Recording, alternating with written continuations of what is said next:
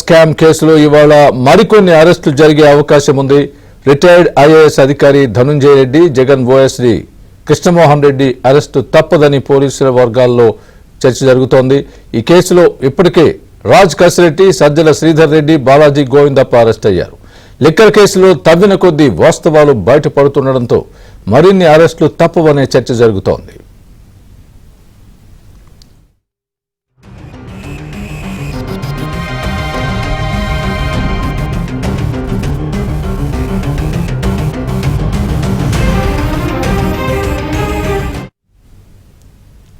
ఇదే విషయానికి సంబంధించి పూర్తి అప్డేట్ మా ఏపీ బ్యూరో చీఫ్ రామారావు చెప్తారు. రామారావు, చెప్పండి, ఏంటి ఇప్పుడు ప్రస్తుతం ఉన్నటువంటి ఏపీ లిక్కర్ స్కామ్ కేసులో మరికొన్ని అరెస్టులు జరిగే అవకాశం ఉన్నట్టుగా వార్తలు వస్తున్నాయి.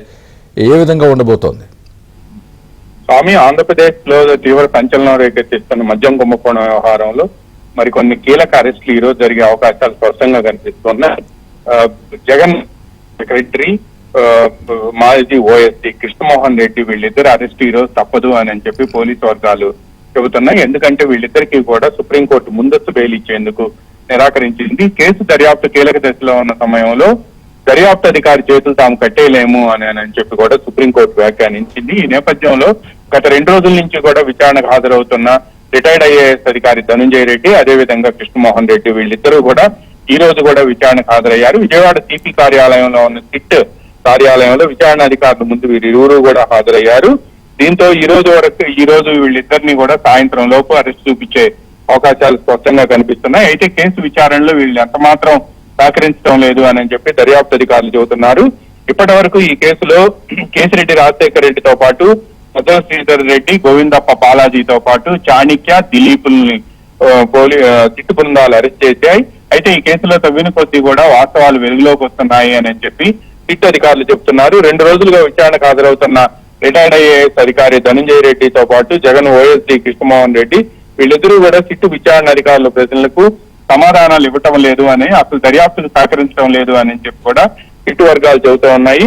లిక్కర్ స్కామ్ లో వీరి పాత్రపై ఇప్పటికే తమకు సమాచారం ఉంది అని చెప్పి సజ్జల శ్రీధర్ రెడ్డి ఇచ్చిన కన్ఫెషన్ స్టేట్మెంట్ లో కూడా వీరు ముగ్గురు పాత్ర, అంటే ధనుంజయ రెడ్డి, కృష్ణమోహన్ రెడ్డి అండ్ బాలాజీ గోవిందప్ప వీళ్ళు ముగ్గురు పాత్ర ఉంది అని చెప్పి కూడా స్పష్టంగా పేర్కొన్నారు.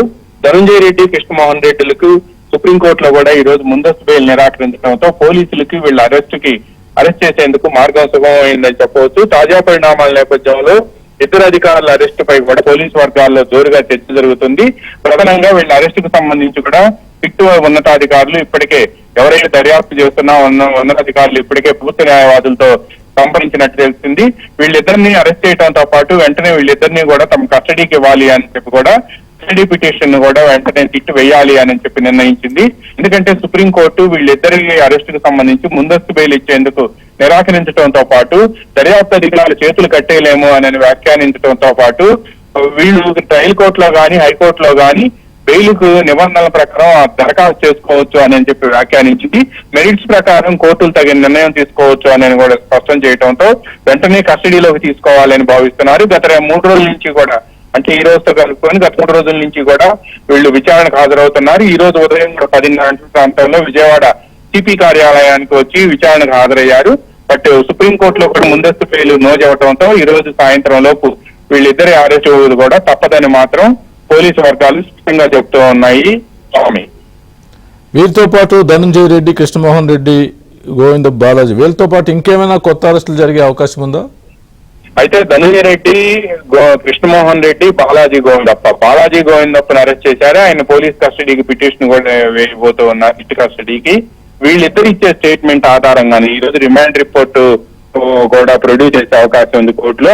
వీళ్ళిద్దరు మాత్రం ఏంటి, కమిషన్ల ముడుపుల వ్యవహారం ఎక్కడి వరకు వచ్చి ఆగింది అనేది ఇప్పుడు సిట్ అధికారుల దర్యాప్తులో తేలాల్సి ఉంది.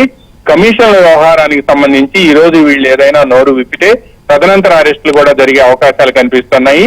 ఎందుకంటే కేసిరెడ్డి రాజశేఖర రెడ్డి మొత్తం వారానికి 50 నుంచి 60 కోట్ల రూపాయలు వసూలు చేసి ఆయన అక్కడి నుంచి బాలాజీ గోవిందప్ప ద్వారా షెల్ కంపెనీలకు డైవర్ట్ చేస్తున్నారని ఒక అభియోగం ఉంది. ఈ అభియోగాన్ని కూడా పోలీసులు కన్ఫెషన్ స్టేట్మెంట్ లో నిర్ధారించారు సిట్టు బృందాలు. ఈ నేపథ్యంలోనే ఎక్కడి నుంచి, అంటే షెల్ కంపెనీల నుంచి డబ్బులు ఎవరి దగ్గరికి చేరాయి అనేది ఇప్పుడు అసలు ఈ మొత్తం దర్యాప్తులో కూడా అత్యంత కీలకమైన అంశంగా పోలీసు యంత్రాంగం భావిస్తుంది.